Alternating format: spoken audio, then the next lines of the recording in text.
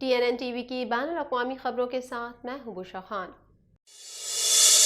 Canada نے security خدشات کے پیش نظر 2 چینی ٹیلی کمیونیکیشن کمپنیوں کی مصنوعات اور سروسز پر پابندی عائد کر دی۔ مزید جانتے ہیں اس رپورٹ میں۔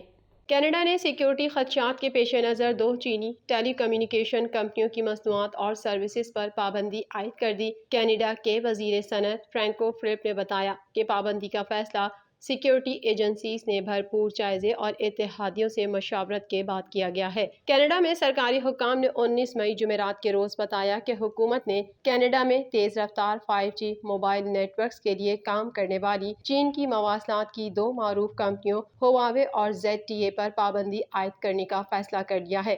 ان کا مزید کہنا تھا کہ ایسی سروسز فراہم کرنے والوں کے پاس اگر پہلے سے ہی یہ ساز و سامان نصب ہے تو انہیں اس کا استعمال بند کرنے اور اسے ہٹانے کی ضرورت ہوگی۔ کینیڈا میں کمپنی پر پابندی کے اس فیصلے کی توقع سن 2019 میں کی جا رہی تھی، تاہم امریکی وارنٹ پر ہواوے کمپنی کی ایک سینئر ایگزیکٹو کی گرفتاری کے بعد کینیڈا اور چین کے درمیان سفارتی تنازع پیدا ہو گیا تھا۔ اسی وجہ سے اس فیصلے کو کئی بار مؤخر کرنا پڑا۔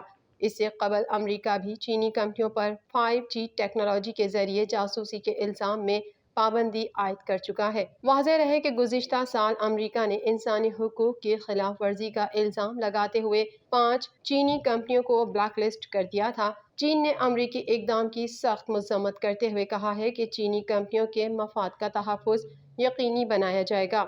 چینی وزارت خارجہ کے مطابق چینی کمپنیوں پر امریکی پابندیاں قابل مذمت ہیں۔ چینی کمپنیوں کے مفاد کے تحفظ کے لیے ضروری اقدامات کریں گے۔ بائیڈن انتظامیہ نے چین کی بڑی سولر پینل کمپنی کی درآمدات پر بھی پابندی عائد کر دی تھی۔ البرٹا کے پریمیئر جیسن کینی کے عہدہ چھوڑنے کے اعلان کے بعد یونائیٹڈ کنزرویٹو پارٹی کے نئے رہنما کی دوڑ تیار ہے، تاہم نئے رہنما کے انتخاب تک کینی UCP کے سربراہ کے طور پر کام کرتے رہیں گے۔ مزید جانتے ہیں اس رپورٹ میں۔ البرٹا کے پریمیئر جیسن کینی کے عہدہ چھوڑنے کے اعلان کے بعد یونائیٹڈ کنزرویٹو پارٹی کے نئے رہنما کی دوڑ تیار ہے، تاہم نئے رہنما کے انتخاب تک کینی UCP کے سربراہ کے طور پر کام کرتے رہیں گے۔ کینی نے اپنی قیادت کے جائزے میں 51.4% حمایت حاصل کی، جو ان کے لیے پارٹی قوانین کے تحت اپنا عہدہ برقرار رکھنے کے لیے کافی ہے۔ تاہم انہوں نے کہا ہے کہ نتیجہ اتنا اچھا نہیں ہے کہ وہ رہنما کے طور پر رہیں اور بہت سے اراکین نے فضا صاف کرنے کا موقع مانگا ہے۔ 2017 میں UCP کی تشکیل کے لیے پروگریسو کنزرویٹوز کے ساتھ ضم ہونے والی وائلڈ روز پارٹی کے 2 سابق رہنماؤں نے اشارہ دیا ہے کہ وہ قیادت کا انتخاب لڑنے کا ارادہ رکھتے ہیں۔ برائن جین، جو UCP قیادت کے افتتاحی دور میں کینی سے ہار گئے تھے اور ایک بے باک کینی نقاد رہے ہیں، نے پریمیئر کا ان کی مہذب اور معزز رعایت پر شکریہ ادا کیا۔ سیاسی تجزیہ نگاروں کا کہنا ہے کہ نتائج سے ظاہر ہوتا ہے کہ UCP ایک ایسے رہنما کی بھوکی ہے جو البرٹا کے مفادات کے لیے لڑے گا۔ انوائرمنٹ کینیڈا کے مطابق اس ویکینڈ پر شہر میں بادل چھائے رہیں گے، جبکہ درجہ حرارت کم سے کم 8 اور زیادہ سے زیادہ 25 ڈگری سینٹی گریڈ تک جانے کی توقع ہے۔ مزید احوال اس رپورٹ میں۔ کینیڈا کے شہر ٹورنٹو میں اس ویکینڈ پر موسم ابرآلود رہنے کا امکان ہے۔ انوائرمنٹ کینیڈا کے مطابق اس ویکینڈ پر شہر میں بادل چھائے رہیں گے، جبکہ درجہ حرارت کم سے کم 8 اور زیادہ سے زیادہ 25 ڈگری سینٹی گریڈ تک جانے کی توقع ہے۔ ہفتے کے روز شہر میں دھوپ کے ساتھ بادل چھائے رہیں گے، جبکہ ہلکی بارش کا بھی امکان ہے۔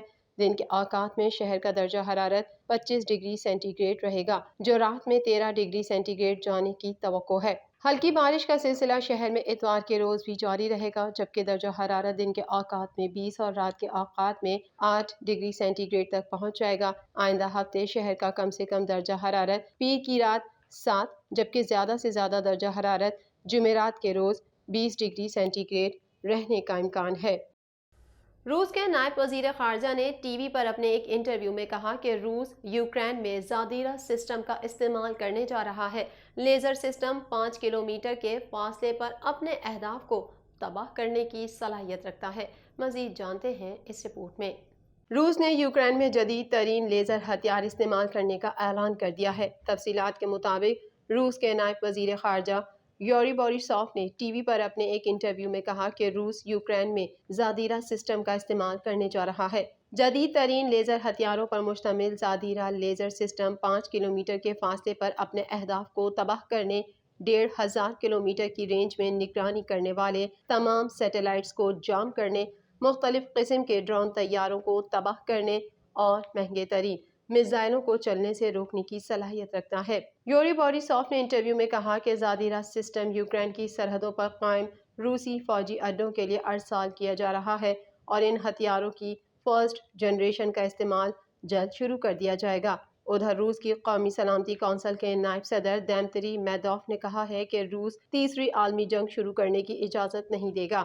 انہوں نے ساروف نامی ایٹمی مرکز کے دورے کے موقع پر کہا، ہمارے جدید ترین، قابل اعتماد اور مؤثر ہتھیاروں کے ذخیرے تیسری عالمی جنگ شروع کرنے کا خواب دیکھنے والوں کے عزائم خاک میں ملا دیں گے۔ واضح ہے کہ اس سے قبل دمیتری میدوف نے نیٹو کے رکن ممالک کی جانب سے یوکرین کو ہتھیاروں کی فراہمی کے بارے میں خبردار کرتے ہوئے کہا تھا کہ یہ سلسلہ بھرپور ایٹمی جنگ میں تبدیل ہو سکتا ہے۔ سابق امریکی صدر جارج ڈبلیو بش نے یوکرین پر گفتگو کرتے ہوئے عراق پر امریکی حملے کو غیر منصفانہ، بلا جواز اور وحشیانہ حملہ قرار دے دیا۔ زبان پھسلنے کا احساس ہونے پر امریکی صدر نے معذرت کر لی۔ مزید جانتے ہیں اس رپورٹ میں۔ سابق امریکی صدر جارج ڈبلیو بش نے یوکرین پر گفتگو کرتے ہوئے عراق پر امریکی حملے کو غیر منصفانہ، بلا جواز اور وحشیانہ حملہ قرار دے دیا۔ غیر ملکی میڈیا کے مطابق امریکہ کے سابق صدر جارج ڈبلیو بش ڈلاس میں یوکرین پر روسی حملے سے متعلق گفتگو کر رہے تھے کہ دوران خطاب عراق پر اپنے ہی حکم پر کیے ہوئے حملے کو بلا جواز اور وحشیانہ تسلیم کر بیٹھے۔ سابق امریکی صدر جارج بش کی زبان پھسل گئی۔ عراق پر امریکی حملے کو ظالمانہ اقدام قرار دے دیا۔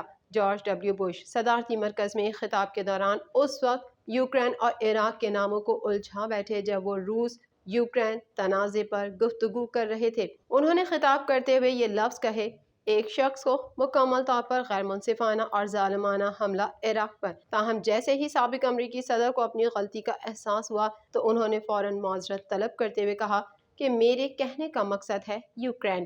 سابق امریکی صدر کی زبان پھسلنے اور جملے کی تبدیلی پر وہاں موجود سامعین قہقہے لگانے لگے۔ جارج ڈبلیو بش کی اس غلطی نے کئی صحافیوں، تجزیہ کاروں اور سیاستدانوں میں شدید غصے کی لہر دوڑ گئی اور اس پر اپنا سخت رد عمل بھی دیا اور اسے بے حسی قرار دیتے ہوئے اس پر سوالات بھی اٹھائے۔ مسلمان خاتون رکن کانگریس الہان عمر نے سماجی رابطے کی ویب سائٹ پر ایک پیغام میں کہا کہ جب آپ کی جان بوجھ کر کی گئی غلطی آپ کو دھر لے اور آپ بالآخر اس کا اعتراف بھی کریں، لیکن کسی کو آپ کا احتساب کرنے کی پرواہ نہیں۔ ویڈیو میں لوگوں کی ہنسی پر برہمی کا اظہار کرتے ہوئے الہان عمر کا کہنا تھا کہ یہ ہنسنا پریشان کن ہے، جو بتا رہی ہے کہ یہ شخص اور اس کے سامعین ہیں کون۔ ایک رپورٹ کے مطابق 2003 سے 2011 تک عراق پر امریکی حملے کے دوران 2,09,422 عام شہری قتل ہوئے۔ سری لنکا میں حکومت مخالف احتجاج میں طلباء بھی سڑکوں پر نکل آئے۔ مظاہرین کو منتشر کرنے کے لیے پولیس کی شیلنگ سے سڑکیں میدان جنگ کا منظر پیش کرنے لگیں۔ مزید احوال اس رپورٹ میں۔ شدید مالی اور معاشی بحران کے شکار سری لنکا کو خوراک کی قلت کا بھی سامنا ہے، جس سے قحط سالی کا خدشہ پیدا ہو گیا ہے۔